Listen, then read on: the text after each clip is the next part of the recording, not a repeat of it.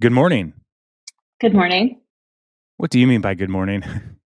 I mean, good morning. I mean, Oh, hello. Yeah, that's not great. the million other ways that it could be Great. There's taken. a lot of ways that we can apply good morning. And Yes, today it is actually morning as we're recording this. it Uh, is. Welcome to Hobbit Forming. This is a podcast where we are walking through the Lord of the Rings saga, starting with The Hobbit. My name is Jason, and I'm a nerd through and through. And I'm joined by my sister, who lives in Middle Earth, also known as Oklahoma, Heather. Hi, I'm Heather. Welcome. I am less than a nerd. So Everybody is a nerd about something.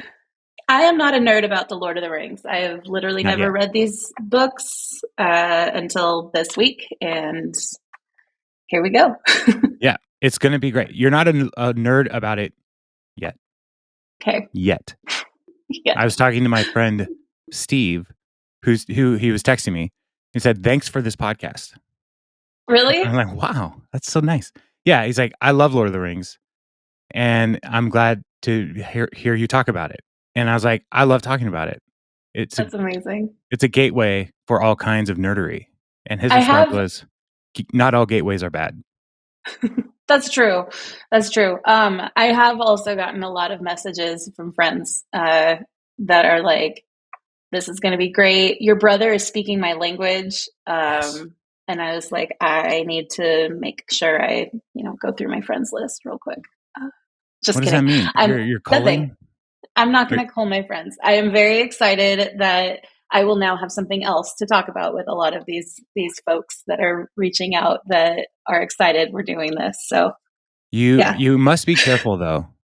Why? Well, if you get a loader fan going, they won't A stop. loader?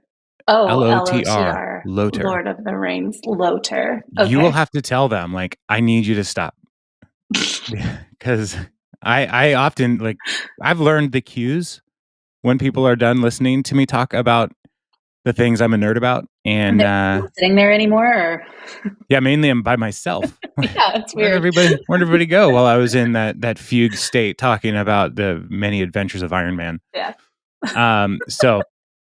So Heather, you read chapter 1 I this did. week. And listener, Yes, you read chapter 1. We are assuming that you have read this chapter, and this is like correct. a podcast, like, talking about your favorite TV show after you've watched the episode. So we're Yes. gonna talk spoilers of these chapters. If you have So not read the chapter, pause this now. Go get the Andy Circus version. did you do I that? bought it. Yes. Yes. Oh my gosh, so much better than just reading it by myself. Yeah, it's like having a South African friend walk you through Yeah, this journey. Yeah, yeah, it's great. that's the way to do it. Usually. So listener, you listened to it, you read it. Either way, you have a paper book, ebook, audiobook, whatever it takes. Enjoy the book. So Heather, you read chapter 1. What were your impressions of the book?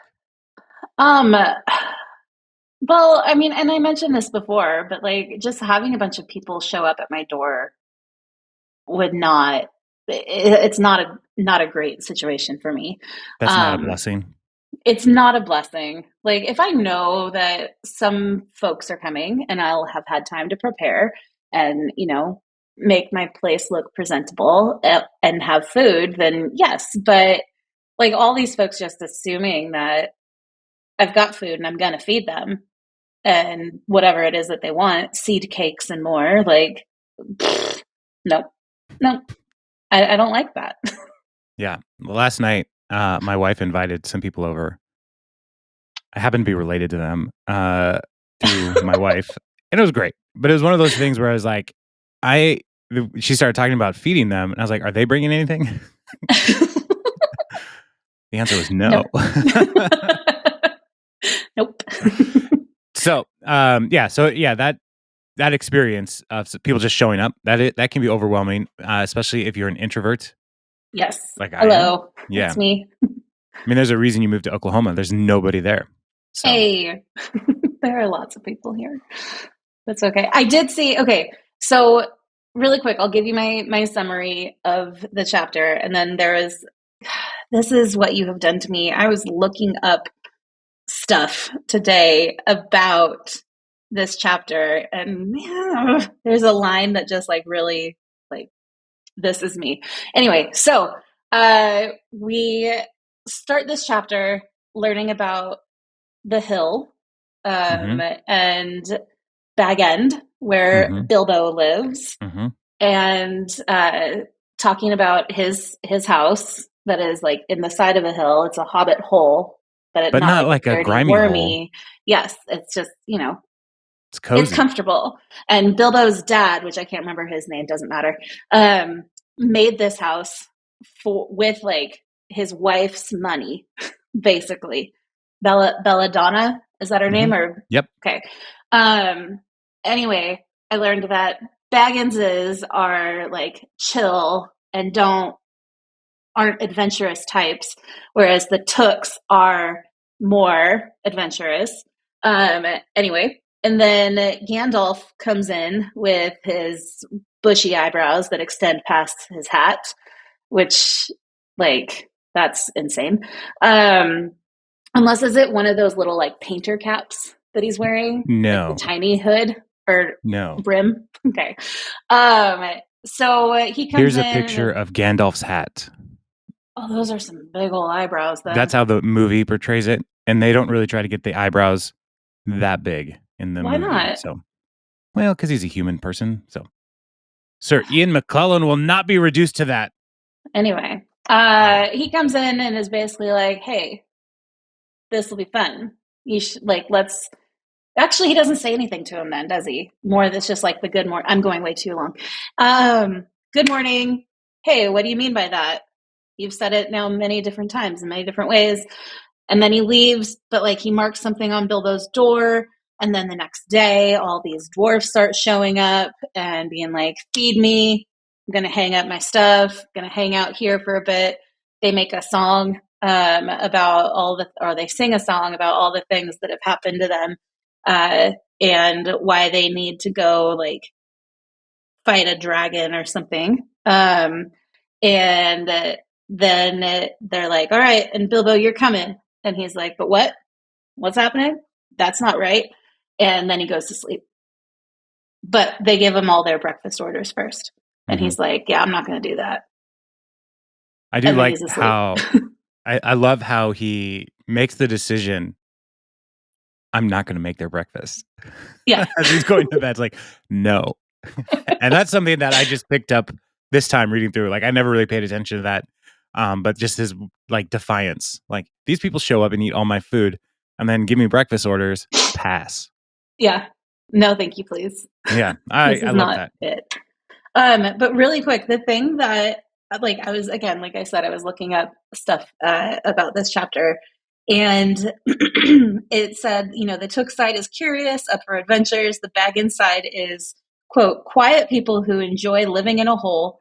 And if ever a phrase defined me lately, like, I am okay just staying in my home. I don't need Mm-hmm. to be out and about doing things all the time. Like, I enjoy it. I've made a nice little cozy nest. Like, that is it. Thank you very much.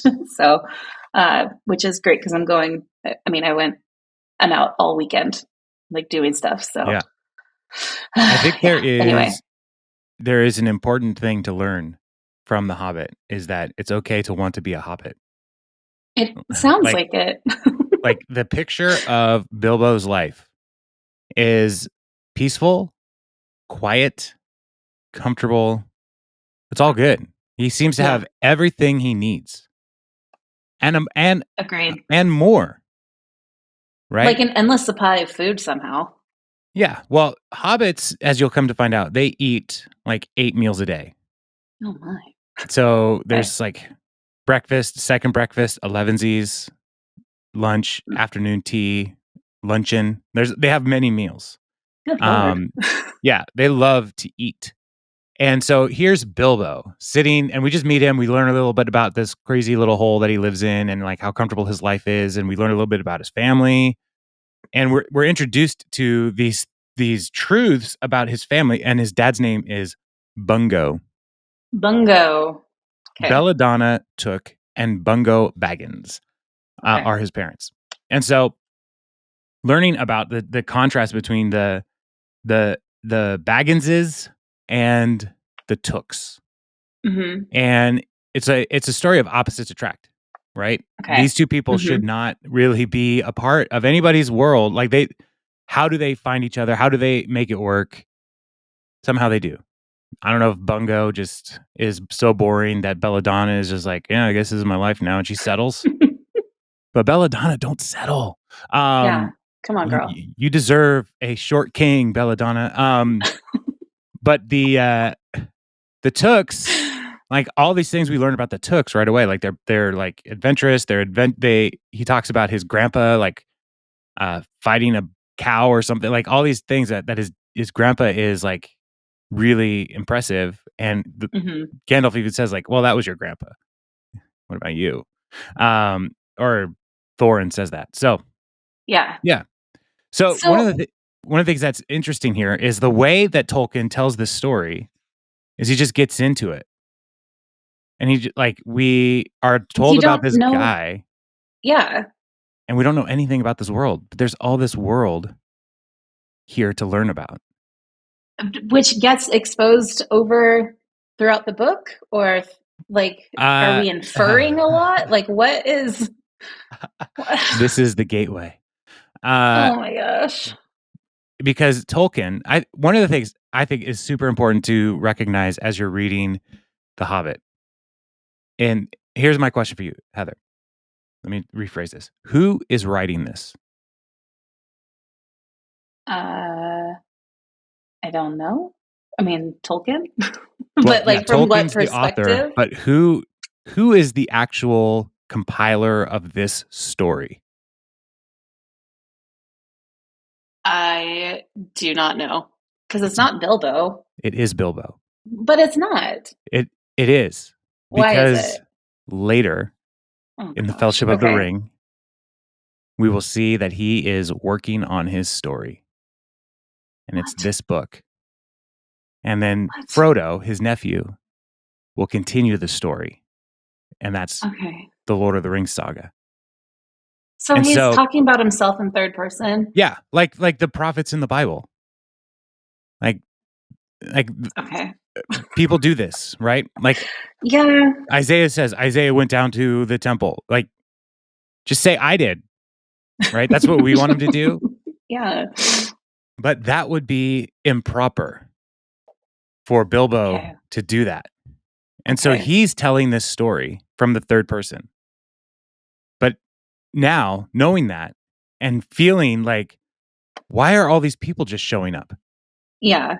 Like the sense of overwhelm that Bilbo is experiencing, we should be feeling too.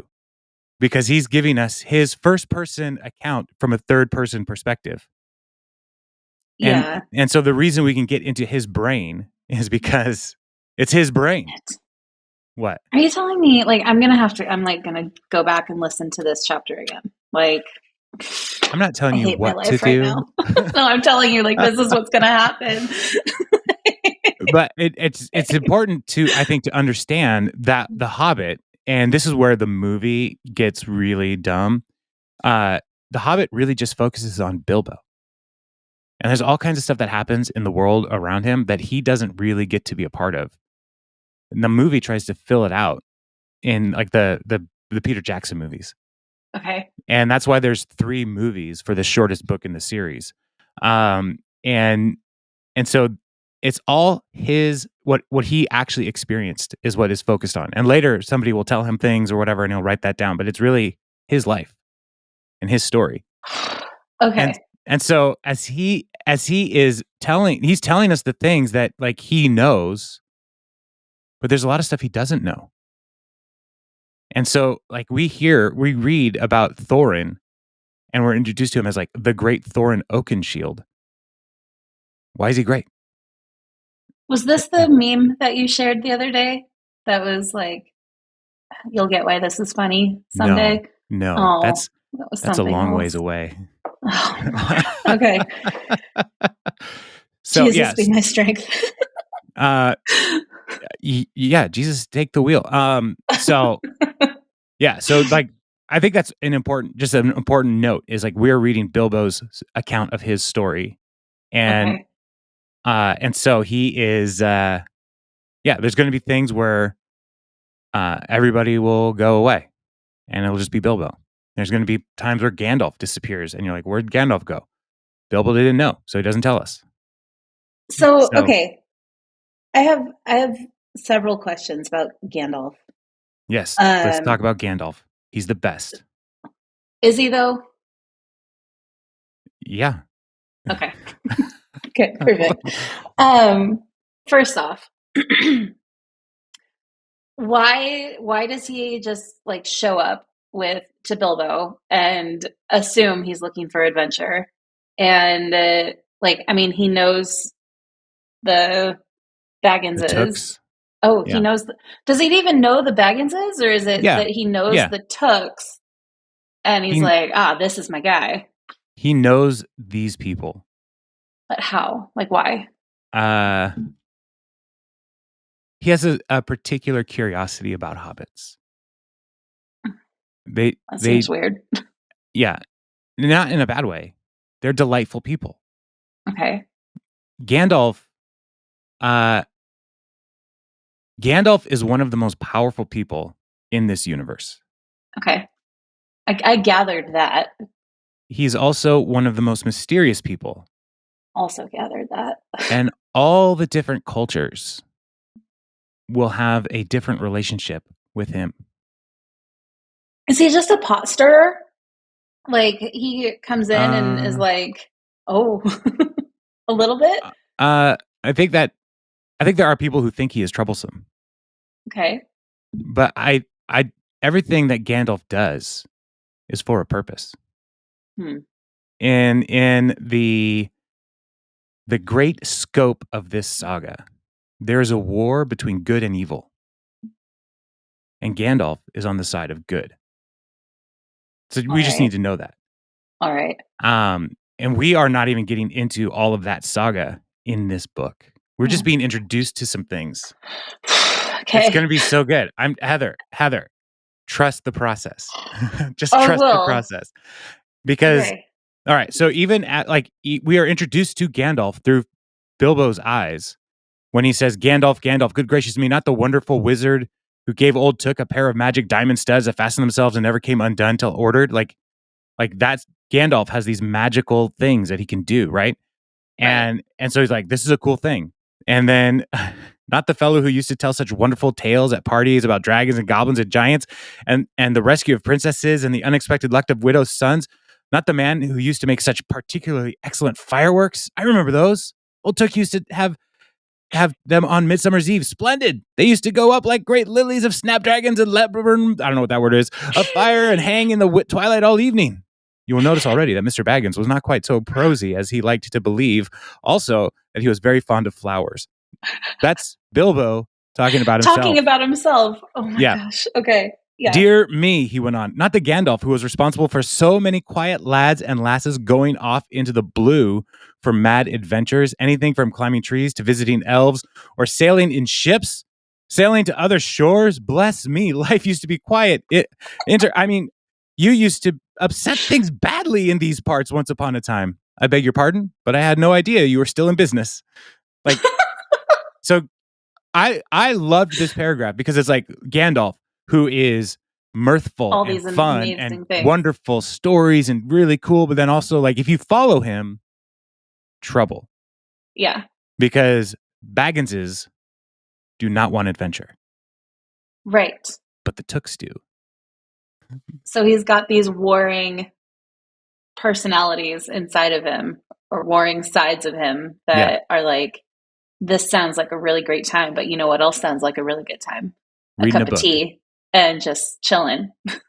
Yes. So yeah, so Gandalf shows up and things are gonna happen is basically what we all we need to know About about Gandalf. Gandalf right now. Okay. And so yeah, so he is yeah, one of the most powerful creatures in this universe. He's a wizard, And in the lore of Lord of the Rings, there are 5 wizards. 5. What are the other wizards? I'll meet them later, I'm You will. assuming. Any Sauron, of them in this book? kind of, sort of. Sauron is, I think he's referred to in this book. He's Sauron the White, Gandalf the Grey, Radagast the Brown, and then the 2 blue wizards we never meet in these books. We just know Interesting. they go off to the east at some point in the lore in the Silmarillion. Anyway, Oh that's my a different book. gosh. We're not going to read that one unless we What really is want that to. book? It's the world. It's how the So world came about, and I have a copy. you have it. I have 2 copies. You know exactly where it is. It is. It's like right there. So I do know where it is. But it is basically the whole world that Tolkien made. Okay. And it talks about where did Gandalf or Mithrandir come from? What is he? What is his purpose? It's all kinds of awesome things. So you started saying something that sounds very old fashioned, which I had this question for you because in my book, there's this little map, right? Yep. Mm-hmm. But all of these icons are like Old Norse runes, and it's in yours as well. Yeah, it's in all of them. Perfect.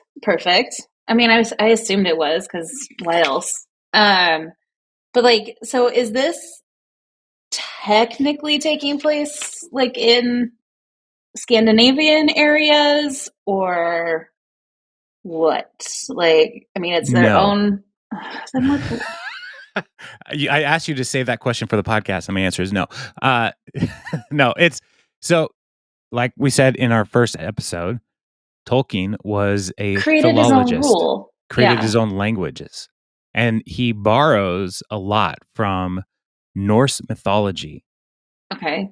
And he is, so he builds off of existing languages to create these new languages. And so the dwarves, this is the dwarvish script. Okay. So they write in runes. The elves have a different script. And it is cool looking. Is it the next map? No. No. I know it's not. I don't have it in here. But I know that's the one that is on the ring. Like swirly like super and loopy. Scripty. Yeah. Okay. So he is using the conventions of language that are ancient languages for us. And so runes, being from Norse mythology and Norse cultures and that kind of stuff, he brings that into the story, but he makes his own language out of it.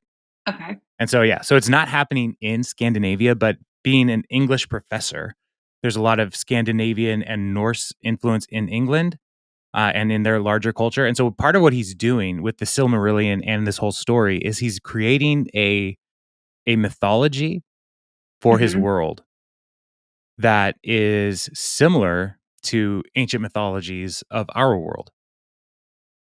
But different enough to be its own thing. Okay. So he's kind of like blending and mixing and matching. And so, so he's in his book, there are like werewolf type creatures. There are all kinds of things that will be like, oh, I've heard those kinds of stories before. And it's like, yeah, because he's telling the stories that humans have been telling for a long time, but just in his own way, a new hybrid. In a new way. Do we ever know what symbol he marks on Bilbo's door? I'm assuming it's something to allow the dwarves to know, like, this is the guy. Or I think the movie shows it. I can't remember. Okay. Yeah, but then he I think in the movie, the Hobbit movies, I don't really like very much. They're too long. But Martin Freeman. Yeah, he's great. He's a great Bilbo. But they're just too long. Okay. I think he wipes it off at one point. He knocks it, like when he shows up. Oh, wipes it off in the movie. Yeah. Got it. I was going to say, like, when he shows up with the final however many dwarves, like, he hits the door again and it, like, knocks off, or, like, not knocks off, but, like, kind of clears off. Yeah. Yeah. Interesting. Yeah. So but that symbol, like we're told, like the symbol is enough to tell the dwarves, like, here's a burglar who's looking for a job. Like, and it's just one Okay, symbol. but like, why does he keep referring to him as a burglar? Like, Because he needs somebody to sneak into the building, what into building? into the mountain. Into the side of the mountain through the Yeah. side door? Yeah. So they need somebody who is sneaky and quiet, who would be like a burglar. Okay. So yeah. It's So it's not more. like Uh, a sordid past that we're learning about no, Bilbo Bilbo later on. has no sordid No past. past. No, Okay. he is just a cozy hobbit who wants to live in his hole, and that's it. Okay. Okay. So That's it. yeah. So that's all we So need to why know does about Bilbo. Why did what? like why does Gandalf just like assume like this guy, he's my man, like just sitting there smoking his crazy long pipe, saying good morning to me. This is the one. This is the Yeah, one to be yeah. my sneaker or my burglar. Like what? How does Or a that? treasure hunter, if you prefer. I love it so much. I love this book so much. Why does he do that? Heather, it's a question about calling. Oh my lord! Get Did out you your hear my Bibles. eyes roll? Or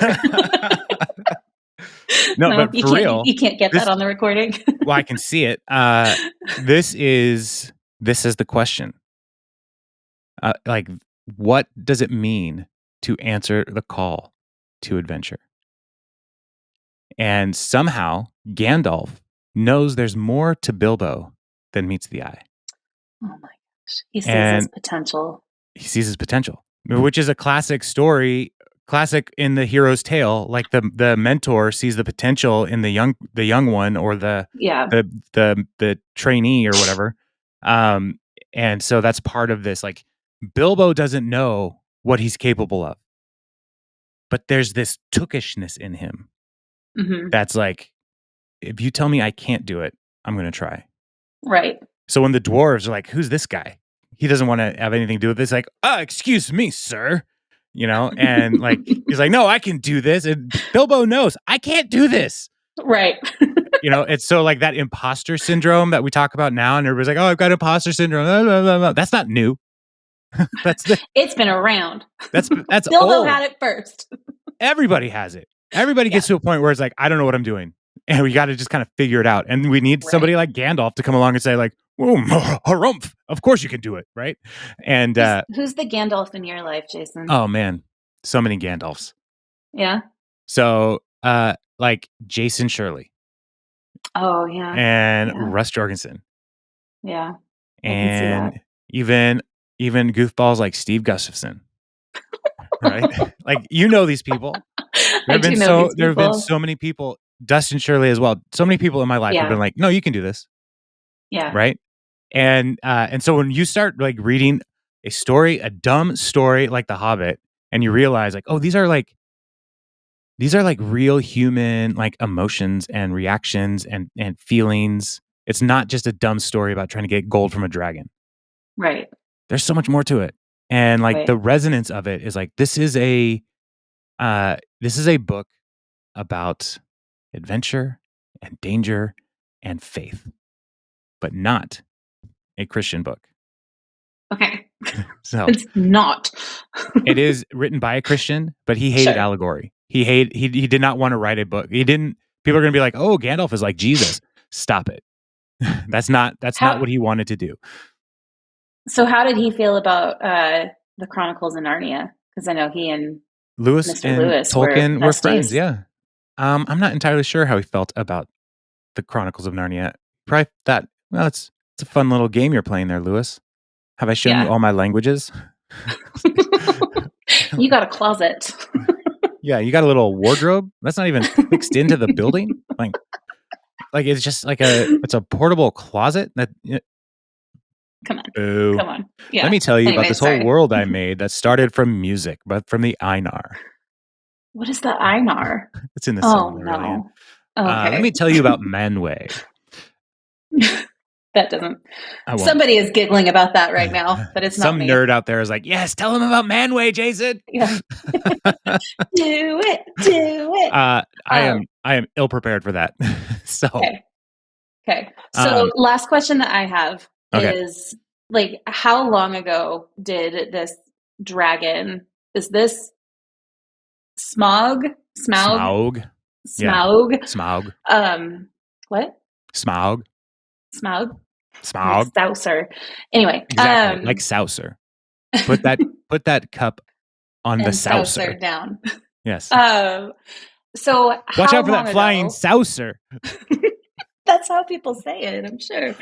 I know it's not. Anyway, how long ago did Smaug like destroy the dwarves land, or like take that, like how long have they been just like living with this and deciding now to be like, we won't take it back or get So our stuff back? dwarves live a long time. Uh-huh. They have long lives. They're not immortal like the elves, and you haven't even met the elves yet. That's like the Legolas and Yeah, stuff way Legolas back is an in, elf. and that's They are Orlando Bloom. Yes, they technically Okay. don't age. They could live Okay. forever unless they're murdered.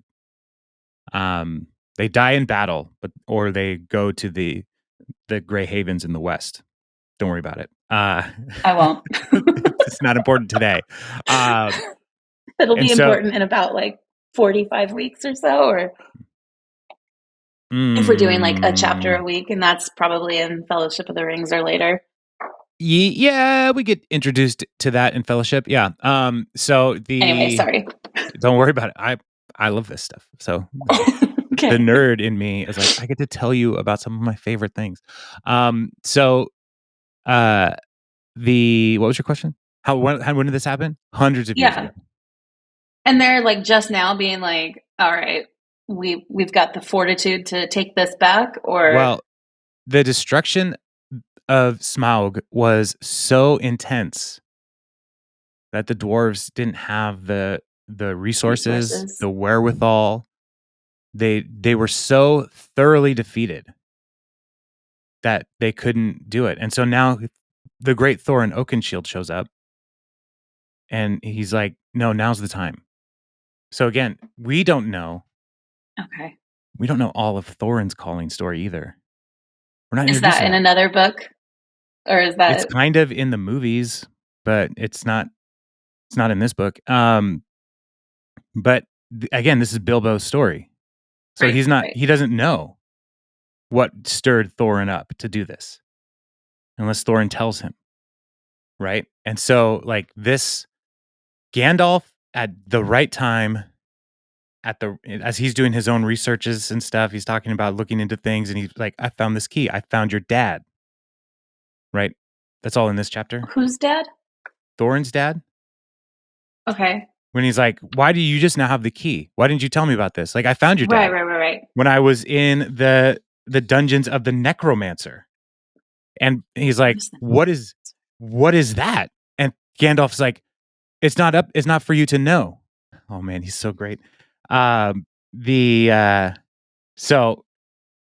Gandalf's doing his own thing right there. And he's like, I've got this key for you.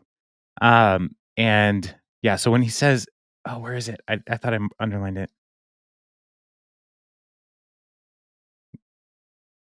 When he was in the necromancer's zone or dungeons and stuff. And it's like, the question is like, who's the necromancer? Yeah. Here it is. I just wrote, who is this? Good job. No, I'm just saying like, who is this? And I'm laughing because it's like the biggest deal. And I can only do spoilers for this chapter. Oh. This is something like Gandalf is not willing to tell us anything more about the necromancer. And Bilbo doesn't know to ask the question. And Thorin asks, like, what were you doing there? And his response is, never mind. I was finding things out as usual, and a nasty, dangerous business it was. Even I, Gandalf, only just escaped. I tried to save your father, but it was too late. He was witless and wandering and had forgotten almost everything except the map and the key. And so like Gandalf has this whole adventure that he's doing on his own. He's got his own side quest, and and nobody's really going to get into knowing what he's doing or why. But then we also there's a couple things that, and we're kind of running to our time here. When he's talking about like, why do we need this burglar, and they're talking about how they could get a stronger person, and Gandalf says that would be no good. Not without a mighty warrior, even a hero. I tried to find one, but warriors are busy fighting one another in distant lands, and in this neighborhood, heroes are scarce or simply not to be found. Swords in these parts are mostly blunt, and axes are used for trees and shields as cradles or dish covers, and dragons are comfortably far off and therefore legendary. That is why I settled on burglary, especially when I remembered this existence of a side door. And here is our little Bilbo Baggins, the burglar. And it's italicized, the burglar. Yeah. The chosen and selected burglar. So now let's get on and make some plans. But like that, I tried to find a hero, a warrior. Makes me ask a question. And listener, I would throw this out to you as well. Did he ask Aragorn? Who's Aragorn? Oh, who's Aragorn? You'll see. Viggo Mortensen? Yeah. Okay. Stroida. I know like all the people that are in the movie. Yeah. I just never watched it. Yeah. So Aragorn is not in this book, just so you know. But he's a hero. He's in this book, Fellowship of the Ring, and I'll probably have to get a different copy by then. And he doesn't show up until Jason. this far into it. I can't tell how far that is. This far.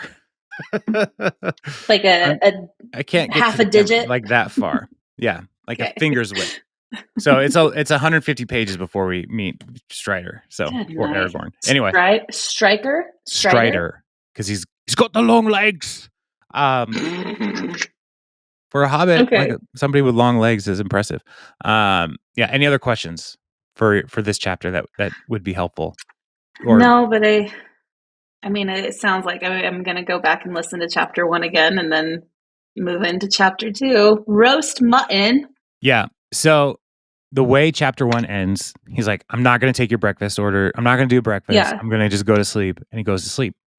And then the way chapter 1 picks up, or chapter 2 picks up, have you ever like had a flight that you needed to take and then you woke up like way too close to the actual departure time? No, because I have flight anxiety, and I don't sleep the night before a flight if it's super early in the morning. So, right. Well, yeah, I've had that experience, and I've never actually missed a flight. That was my fault. But that feeling of like that anxiety that you have, like I'm going to miss the flight. Yeah, that's how you should get into chapter 2. Like, oh no. Okay. So I have a flight on Tuesday, so that's perfect. I'll just perfect. Yeah, that'll work great for you. Perfect. Yeah. So that's chapter 1. I mean, we're going to shoot to try to have these about 30 minutes. But we're just getting things going here, and I can't control myself. I love talking about this stuff. So really quick before we say good morning, for myself and other first time readers, is there a way, or like aside from having like that flight anxiety going into chapter 2, like how can we best approach this chapter? What is the right mindset or yeah. All right. There are mythical creatures in this world, and they don't always work the way we think they should work. Okay. So, yeah, I think that's good to know. So we're going to meet some trolls in particular. Yeah. And these trolls can talk. And all trolls? I don't know. But they're not like the trolls from the movies, with the big hair. They're like giant trolls. Okay. And they're dumb. So like the Harry Potter trolls. Kind of like the Harry Potter trolls. And so, but they also they seem like they should be doing something, but they're also pretty confused. So, Okay. yeah, but they like these mythical creatures are gonna keep showing up in different ways. And, yeah, Gandalf leaves for some reason, and that's not gonna be the last time. He's Um, just so he does just stir the pot. kind of. He's got stuff to do. He's I important. can't with this guy. If I you can't. walk away from The Hobbit and you're like, Gandalf was a waste of time, you did everything wrong in your life. So yeah, so just like a bit of flight anxiety, a bit of like uncertainty, and recognizing that the rules, like Tolkien's not really concerned with giving us all the rules as much as just throwing us in Bilbo's shoes or And non letting shoes us, because he doesn't wear shoes because he's a hobbit. right, because he has thick, leathery soles Yeah. and super hairy feet, but nicely brushed. Which is the Always well grossest kept. description of anything I've ever read. So Yeah, anyway, pretty Peter gross. Gross. Yeah. Jinx. Oh my gosh.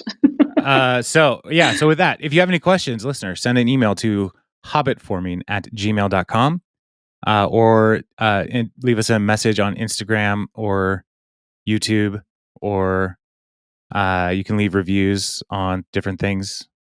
That'd be cool. Tell your friends. Awesome. Like and subscribe. Ring that bell. Ding, whatever it is on the different stuff. So yeah. Any other thoughts, Heather? I am enjoying myself more than I thought I would It's already. such a good book. So, It's thumbs up such a to fun you. journey. You're gonna love it. Yeah. So yeah. All right. Well, with that then, Heather, good morning. Good morning.